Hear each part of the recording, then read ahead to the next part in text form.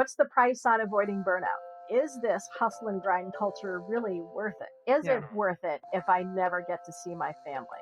Is it worth it if I don't get to do some of these things that I really enjoy doing that don't happen to be business related activities? Because doing all these things that you love and enjoy and these hobbies and spending time with loved ones actually make you more productive. You gotta put your oxygen mask on first.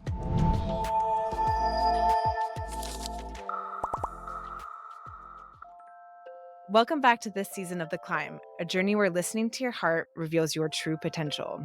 With the Intermountain philosophy, on this show, we're here to teach you how to embrace the limitless nature of growth. Women are reshaping the world, driven by their dreams.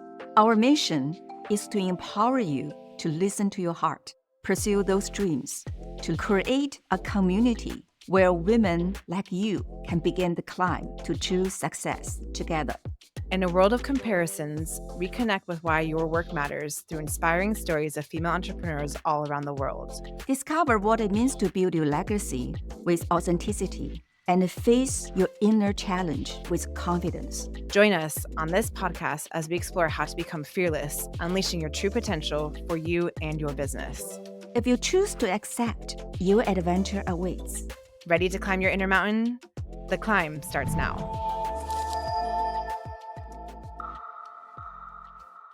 Hello and welcome to this week's Climb. We have the wonderful Jennifer Jank, aka JJ, who is also dialing in from California. Welcome. Thanks, Natasha. It's great to be here. I actually just realized as we were catching up here for a second, last time I saw you was actually in LA at the launch of the Intermountain Foundation, which is so cool. That's right. Yeah, that was the last time. Yeah, it was really cool to be able to go and, learn all about it and everything. Because I hadn't really, before you had mentioned it, I hadn't really heard anything about it. Yeah, no, I appreciate you joining. It was fun to have it come live, have it all come together and actually like bring people in a place and do this type of event IRL. So I appreciate your support there. That was awesome that you came. Well, cool. So you went from a certified financial planner to a chief brain hacker. And I love that title and I want to dive into that for sure. But first, let's hear about your backstory. Who are you? Who's JJ? Well, the funny thing was when I was thinking about, what I was going to talk about and everything, I actually did not come from an entrepreneurial background. Like I talked to a lot of business owners that are like, yeah, my parents own businesses and I always knew I was going to own my own business. And that is not at all, how it happened for me. I grew up in Northern Virginia. And so everybody, like literally every family I knew had somebody who worked for the Defense Department in some way. Like they were either down the road, they were Marines in Quantico, or they were up the road at Fort Belvoir, the Army base, or, something. The only entrepreneur I knew of was actually my mom's boss. She was an office manager for a tire company.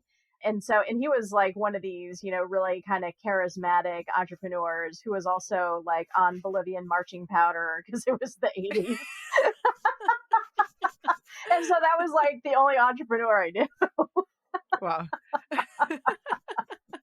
And it wasn't until I went to Rutgers for undergrad, it wasn't until I went to Rutgers I ever, realized, oh, wow, you could actually have families where neither person works for the Defense Department. Who knew? What a concept. So it wasn't anything, I ever really thought would happen. And my dad was very he wanted me actually to major in computer science. Because he said, because he was in computer science himself. And then he said, you'll always have a job. But I was like, well, I don't really want to, do computer science. And so I didn't, although I ended up with a degree in physics. So it did. Kind of lateral. Yeah, that's. I actually did not realize that. So from physics. Okay. Yeah, which I knew I wasn't Keep ever going. I knew I wasn't ever going to do anything with it because really with physics degree, you can teach or you can do research. And I really didn't have the personality for either one of those. It wasn't really something I wanted to do. It was just, a subject I was interested in learning. And then, later I got my MBA and then I was in finance. I was in corporate America for 20 years and I ended the last 10 of them, about 10, as a financial planner. And so and I've been kind of thinking towards the end, I was like, corporate America and I really didn't mesh. And this is part of the reason why I got into productivity because, I call myself a contrarian, but there are a lot of kind of norms in corporate America that never worked for me because like, yeah. So for example, yeah, like this whole thing about, how you have to, answer emails right away or within a specific frame of time. And I started work in the 90s. So back then, answering every email when it came in wasn't that big a deal because that wasn't our major mode of communication. Like most of us worked in offices, if you're in a, kind of white collar job, you worked in an office. And so you'd either just walk down the hall to go talk to your coworker, or you might call them up maybe. But we didn't use email really that much. And so at that time, if you're getting 5 emails a day, it's fine to answer them right away. I don't even know what that could be like. Yeah. I think I just saw your mind explode. Like, how could you only get 5? But I mean, that was kind of back then. I mean, we actually had the first job I worked at, we actually had smart and dumb computer terminals. And that means nothing to anybody under the age of, 50. But yeah, I mean, that was how it was. Like, some computers were networked. Those were the smart ones. And then the dumb ones just had like some software on them that you could use, but you couldn't do anything else on them. So that was kind of back then, that was the technology. So it wasn't, so we kind of got that answer emails right away because at the time in the 90s, like the emails were actually relevant to what you were doing. And so it made sense. And especially if you're only getting, 5 a day, it makes sense to answer them right away. Well, we're not in that world anymore. Like you said, like, how would that even be? Yeah, seriously. If you only got 5 emails a day. There weren't any email newsletters. Those weren't a thing. We didn't know what those were. And so an email would have been urgent and relevant if you got one in the 1990s, right? Right. So that's it. And certainly, we're all trained to do that, but it doesn't actually make any sense if you want to be productive, if you want to get work done. And actually, my last job in corporate America was a bad cultural fit. And part of it was just, I was like, I can either do my work or I can answer emails, and I'm going to do my work. So, that's kind of what's going to happen. That's the way it's going to work. And, I never won any Employee of the Year awards because I always had my own way of working. And I also, would not drop everything I was doing if somebody else needed help. Like, I would be like, okay, well, let me finish this thing and then I'll come help you. Which is also kind of counter, but I also have discovered, and I've kind of said this to a couple of people too, is like, if you run over there, the second somebody's having difficulties and you run over there to help them and you drop what you're doing, they don't actually have a chance to self-actualize. They don't have a chance to try to do something. They don't have a chance to try to learn how to problem solve for themselves, which is a skill that people don't necessarily have, or they're not necessarily taught at school. And so sometimes letting people marinate in their issue is actually a kindness to them to help them develop their problem solving skills. And then, if they can't get it or they're still lost after some period of time, then you can jump in there and help them out. But sometimes it's actually better to let people kind of try to work through it themselves first. And then when they still can't get anywhere, or they're still stuck, then it's appropriate to kind of jump in and help them. And that doesn't, frankly, that doesn't come naturally to a lot of women entrepreneurs specifically. But sometimes, especially if you're the business owner, you really do need to focus on what you're doing. You really do need to put on your own oxygen mask first before you can really help other people. So it was kind of a bad fit. And I was kind of thinking, you know what, this whole time in corporate, like, I've had good bosses, I've had bad bosses, I've had colleagues that I loved working with, I've had the opposite of that.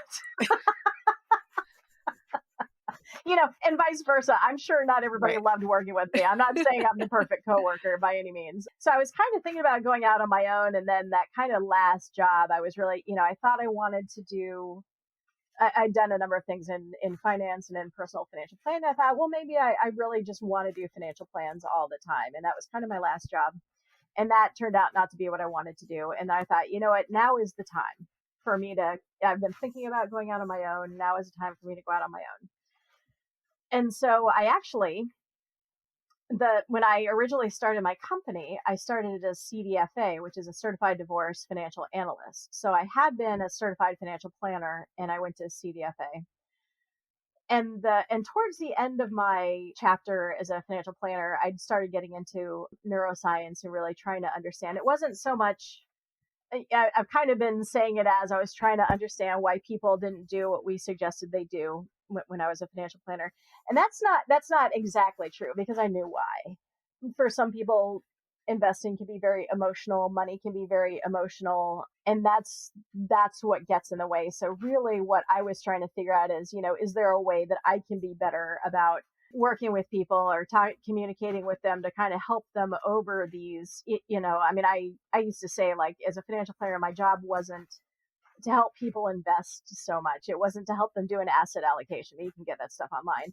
Really, I felt like what my job was to talk people off the ledge, to help them make, especially in times of volatility, like we just saw, oh my God, there was a drop in the stock market. It's ultimately utterly meaningless, but there was a lot of, oh my God, what should we do? And so helping people kind of just stay the course, or, do what they need to do, is really, I think, the job of a financial planner. So it's not about the money. It's not about the numbers. It's about the person's brain.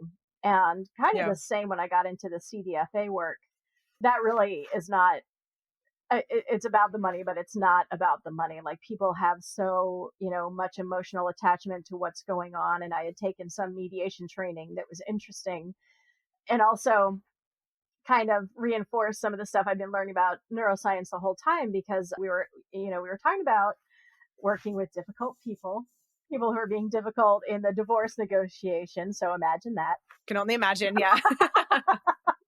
Yeah, divorce isn't emotional at all. A little touchy. Yeah, a little touchy, for both sides. And so one of the trainers said, when we're working with somebody who's really being difficult, I'll send the other spouse, out of the room to take a break or do something. And I will have the difficult spouse, I will give them some kind of job where they're like sorting things, or they're, giving numerical ratings, something with numbers. And the reason that they do that is because when you're like in emotions, kind of your prefrontal cortex, which is really what kind of separates us from most of the other animals. It's where we do things like make lists of pros and cons. We think about what is going to be better. It's the decision-making part of our brain. Pragmatic. Yeah, pragmatic. And so when your emotional system is on, when you're all wired up and spiraling into emotions, and I have never done that, okay, like never in my life. Wink, wink. Yeah. I was just on with I was with my business coach in tears the other day. Yeah. So I never get emotional about this stuff. So, but yeah, so when you're emotional, your prefrontal cortex is just basically like shut down. Like the brain, those two systems cannot run at the same time. So if you want somebody to get out of the emotional spiral, you give them something to do that re-engages the prefrontal cortex. And then the emotions like go away, or at least the person can have more of a handle on them, because they have to do this task that involves numbers. That reminds me a little bit of like, I shouldn't be comparing this to dogs at all, but like, when dogs like see something and then they like have to shake it off, and like resets them. Like basically that's helping them reset. Exactly.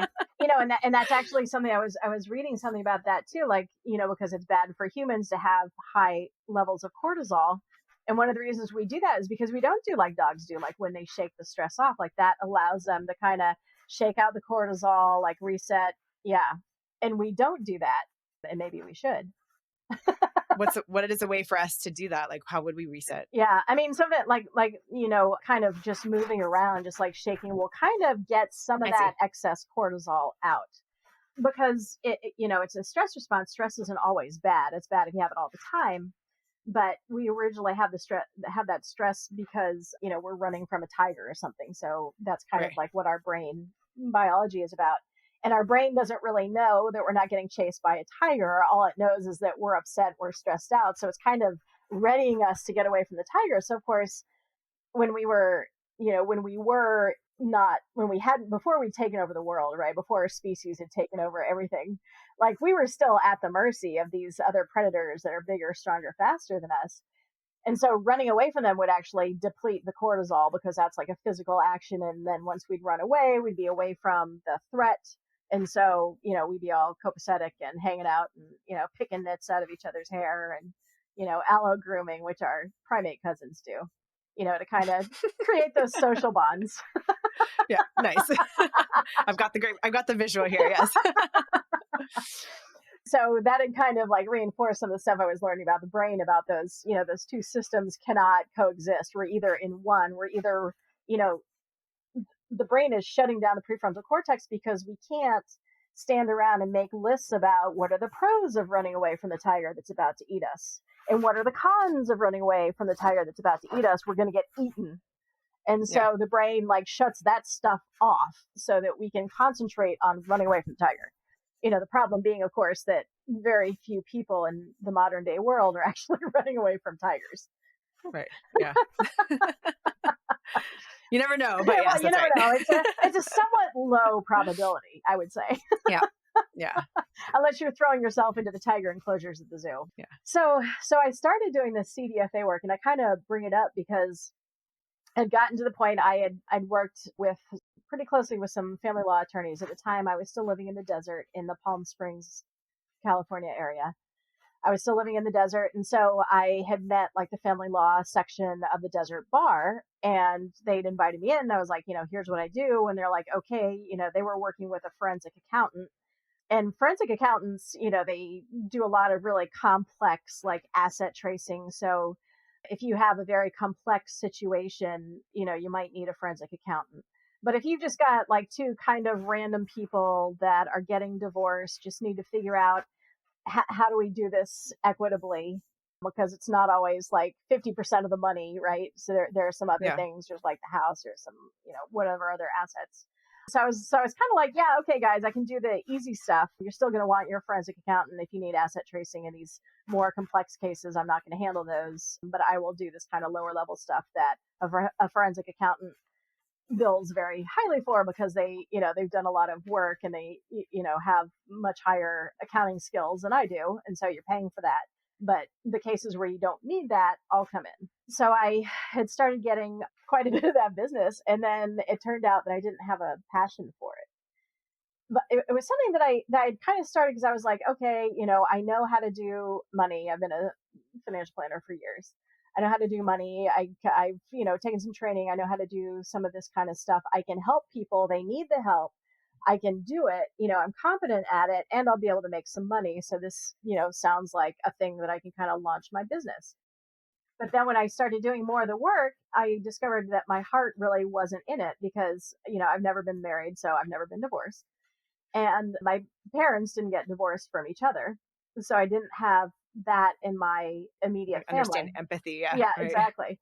Because most of the people and most of the CDFAs I know who are successful, who really enjoyed doing the work, either they got divorced or their one of their parents got divorced and had a really bad experience with the money part of it. And that's why they do the job.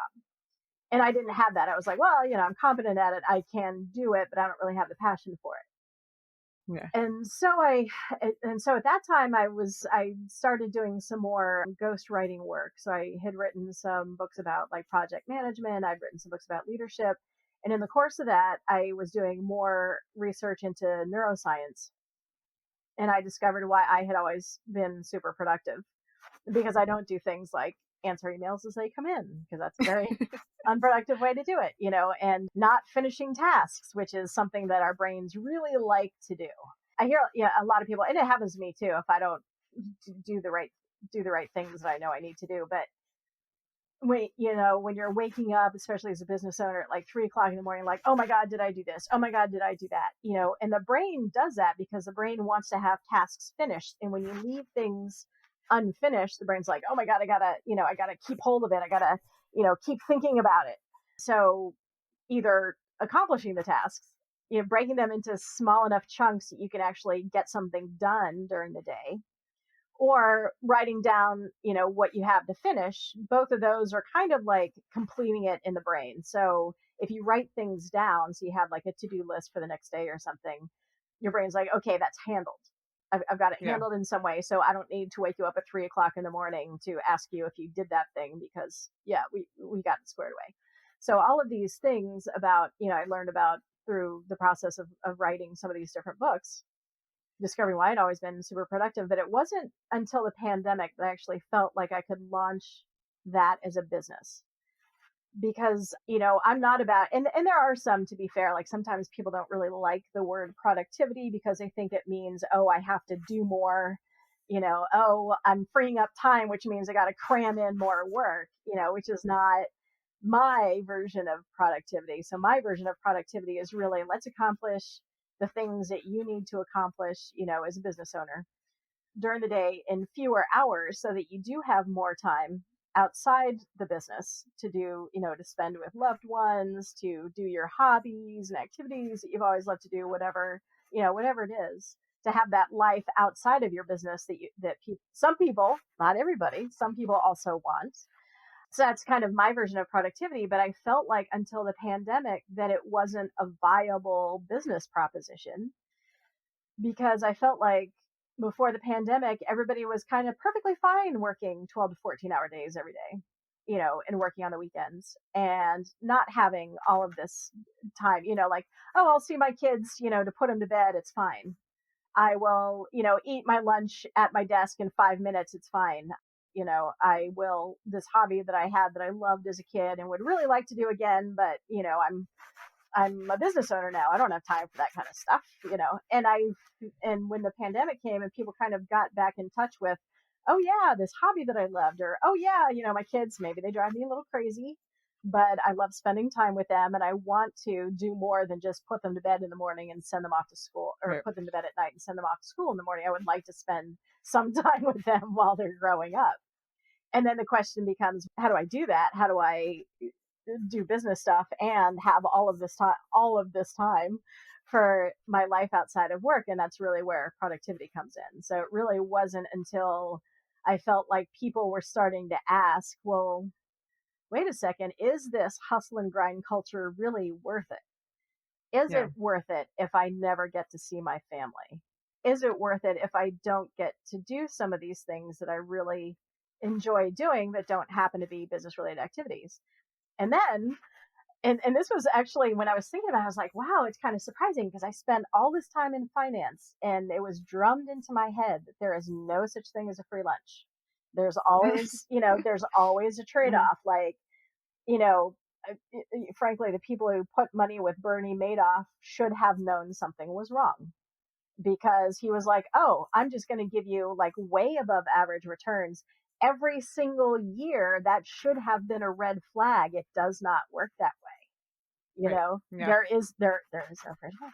But when it comes to productivity, it turns out there actually is a free lunch, because doing all these things that you love and enjoy and these hobbies and spending time with loved ones actually make you more productive, because it gives your brain a chance to rest from, all of this kind of logical knowledge work that so many of us do during the day. And the brain is, our brains were not built to do that all of the time. And so giving them this time to recharge, doing these things that you love, and brains love it when you do things that you love. And so there's your free lunch, because it actually, you're doing something you love and it makes you more productive when you get back into work the next day. It's crazy. Yeah, there's like obviously this connection then between productivity and self-care. What do you know? Yeah, go figure. That's interesting. Okay, so then you launched Desert Diva. Yep. This is almost 4 years ago and during COVID, right? So tell us, like, what was that process like? Was it, do you remember the day that you're like, all right, I'm doing it. I'm leaving my comfortable 20 years in financial planning and doing something completely different. What was that like? Yeah. Well, so I actually started Desert Diva in 2017, which was my CDFA business. And then I pivoted it. And I can't say that I remember the exact day, but and I think it actually, one of my faults is that I do tend to go into analysis paralysis. I do tend to be kind of an overthinker and over planner. And so I think it took me a while when I was sort of, when I was still doing mostly ghostwriting and doing some financial stuff here and there. And I actually, while I was a CDFA, I actually ended up doing a financial plan for one of the local judges. So I learned a lot about the retirement system for California judges, actually. Nice. Which is just like a totally random thing. But yeah. And so I think it took me a while to kind of convince myself that this is, I had to see, like, the pandemic, I had to see that people were willing to accept the message, because it's, people have to also be willing to pay for the service, right? And I felt like, yeah, before the pandemic, that people weren't willing to pay. And then it was kind of like, oh, would people be willing to pay? Would this be something that I could launch that would give results good enough that people would say, oh yeah, this is something that I'm actually willing to pay for. And the interesting thing is, like, nobody pays for work-life balance, which is why I don't really talk about it, because everybody wants it, but nobody's willing to, pay for that as a service. Yeah. Well, and still going back to the like hustle culture that we're also familiar with, like work-life balance, like what is that? Does that even exist? And I think since COVID, it's true, like we're all trying to unlearn or unhustle basically, because we realize like it doesn't fit well. Like you're going to get sick from this, right? Like I experienced that myself. I mean, I was in the hospital a couple of times with burnout, right? Like that's what ends up happening, So yeah. That kind of work is unsustainable. So, and I think people are looking for a more sustainable way of being. And I think that the culture really still is there, because I'm now in a program where we're working on learning to drop into flow, which is a state of consciousness in the brain where you can just really, get things done, and it's enjoyable and it feels good, and you can get a lot of knowledge work done when you're in a flow state. So it's kind of parallel to what I've been doing. And so one of the things that we were talking about, they talk about calendar compression and also, kind of doing things by the calendar. But one of the things they said was to reduce your work hours by 25%, which it does a couple things. It kind of makes you more likely to drop into a flow state, because everything is more important. And that's why, in a lot of, other countries have kind of looked at these 4-day work weeks. And one of the reasons that they work is because when you have extra time to do stuff, you just kind of putter around. But when you're like, okay, I need to reach these targets in 4 days instead of 5, all of a sudden you're like, oh, I'm actually going to concentrate on this work. And maybe I'm going to set aside some of the other stuff that I just kind of fluff about and putter around. That can wait, because I want to get the stuff done so I can be done in the 4 days. So it's this kind of idea. And there were a lot of people, we had some breakout sessions and things in this flow coaching, and a lot of people were really struggling with this idea of, well, how am I going to work fewer hours? Like I was in a breakout session with this one woman who said, and she coaches, she said, I coach 3 days a week, and she coaches from 8 to 8.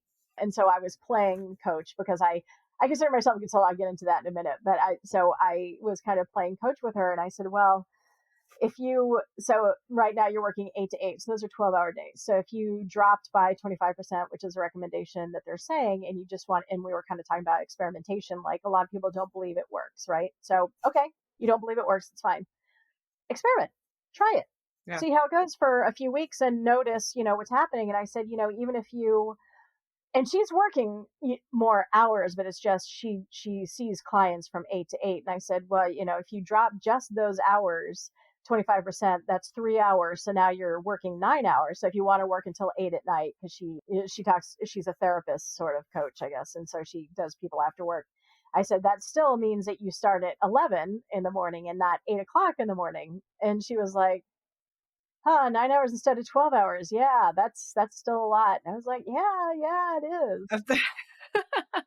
but she really had some resistance to that. And some other people were also having resistance to that, of like, what does it mean if I don't work 12-hour days? Like, what is it?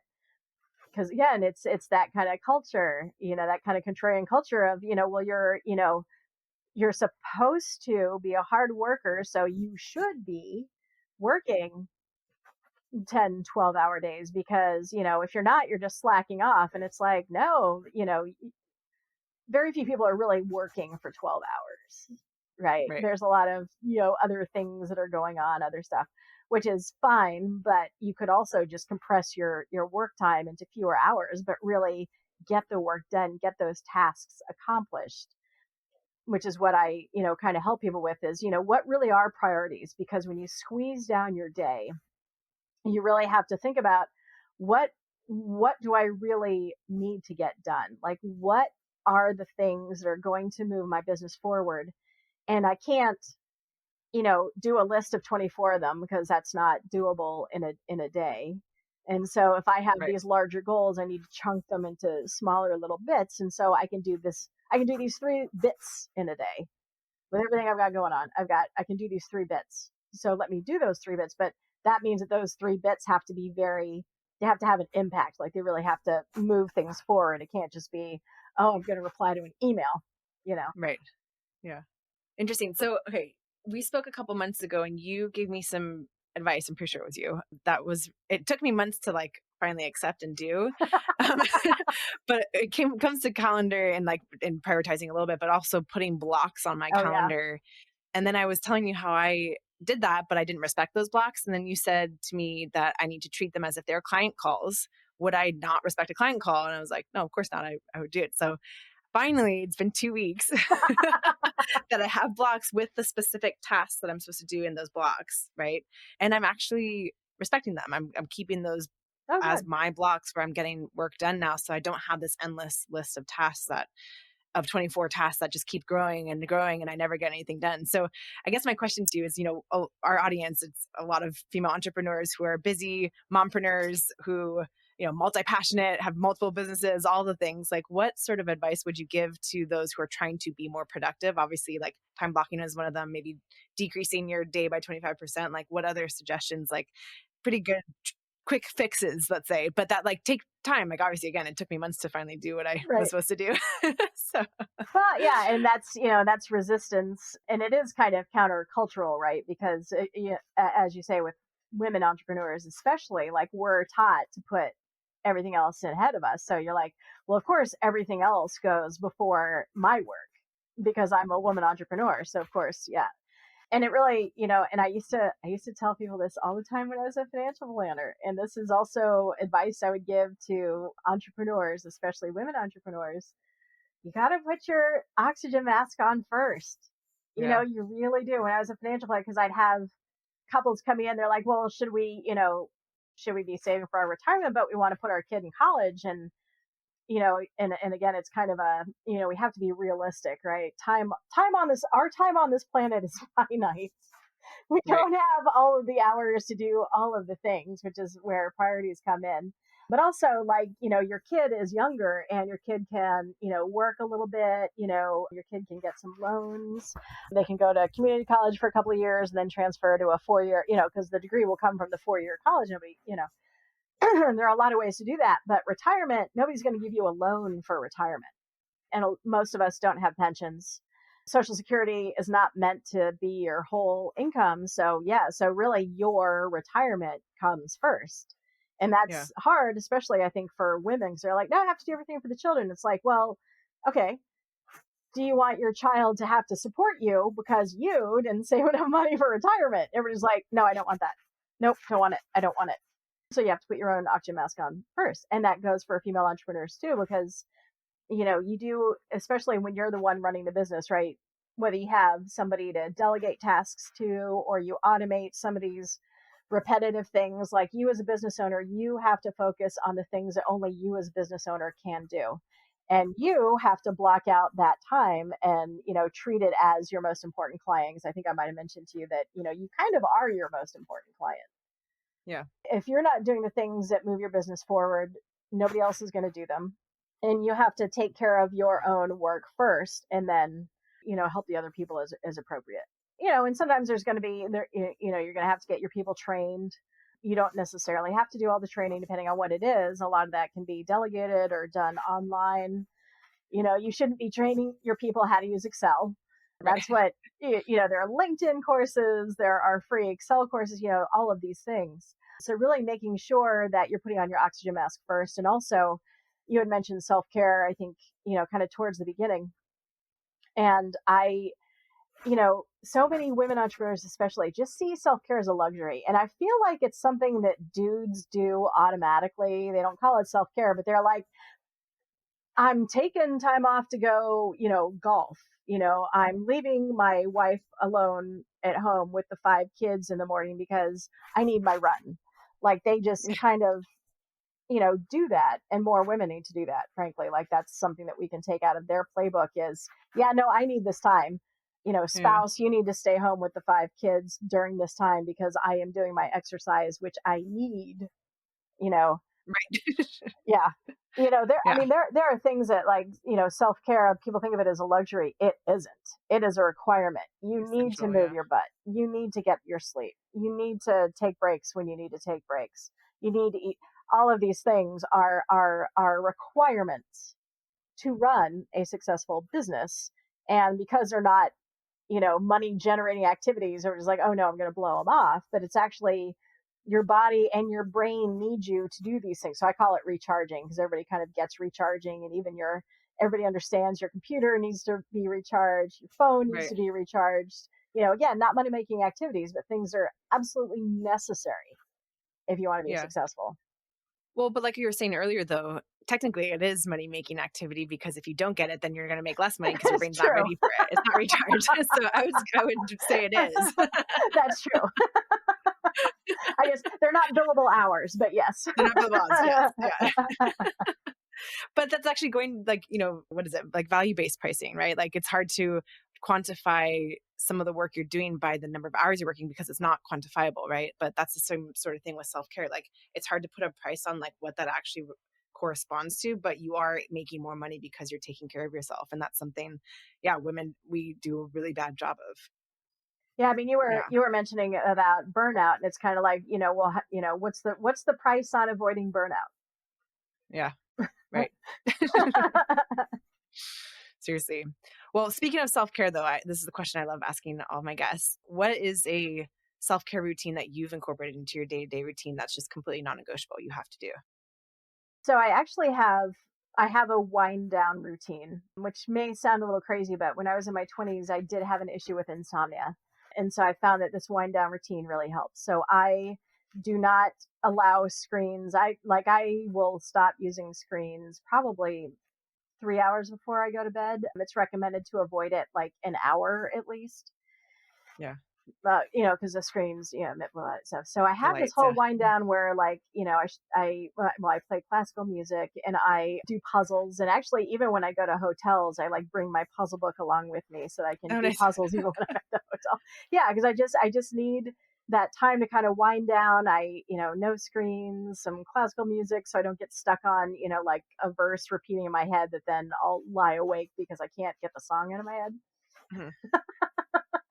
And so, so that whole like wind down and washing my face, and I don't do like the Korean routine. I think it's Korean, the routine that's like 10 steps, but there are several steps to the nightly face routine. That's too funny. And brushing and flossing. Yeah. And now that now that I'm older and more prone to periodontal disease, I now floss 2 ways, one with water. I have a water pick and like regular floss. I just got one of those too, actually. I really enjoy it. Yeah. I'm not going to lie. I just started using it about 2 weeks ago and I'm like pleasantly surprised by how strong it is. It is. Yeah. So, yeah. You get a lot of stuff out. You're like, oh, wow, I didn't even know. I didn't know that was, after I flossed too. Yeah. So I feel you. That's funny. And actually, total side note as well. If you do ever have what do they call them? Earworms, a song stuck in your head over and over again. There's the song Zombie. Zombie. Apparently that song will actually get rid of any earworms you have. And then you don't get that song stuck in your head. It's like universally known, supposedly. So next time you have that happen, think of the song Zombie or play it, and then you'll get rid of that other song. Oh, okay. I hadn't heard that. Okay. Yeah. I'm very familiar with the song. So yeah, cool. Yeah. Totally random note, but there you go. You're welcome. Good to know. Thank you. Awesome.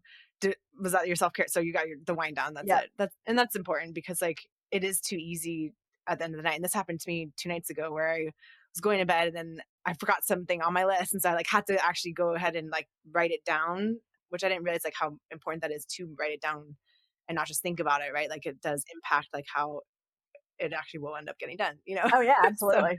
So that's important to like have that wind down process. So beforehand to like avoid something like that potentially as like you're about to go to sleep and then just become wide awake all of a sudden, Exactly. Yeah. Cool.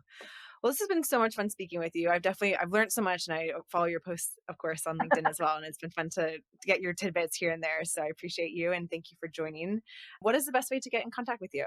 Thanks for inviting me. And I follow you as well, as you know. with also excellent tips. Yeah. So the best way, I am Gen X, so email is how to get a hold of me. And it's jj@jenniferjank.com. At certain hours, though, you check your email, right? That's right. That's right. You can email whenever you want, but that doesn't mean I'm going to actually respond. That's too funny. It's good. I mean, it is true. Like I'm constantly looking at my email. Like I don't even realize, and I have it connected to my watch even too, right? So it's like at all points. Weekends, I don't do any work anymore though. So like even like I have no notifications on. I get rid of that, and that's something that's the first time that feels good doing that. So baby steps. You know what? I mean, that's that is a great start. I'm very glad to hear it. Yeah. Thank you. Well, JJ, thank you so much. I will see you on LinkedIn and on Entrepreneurs as well. Thank you. Sounds good. All right. Bye.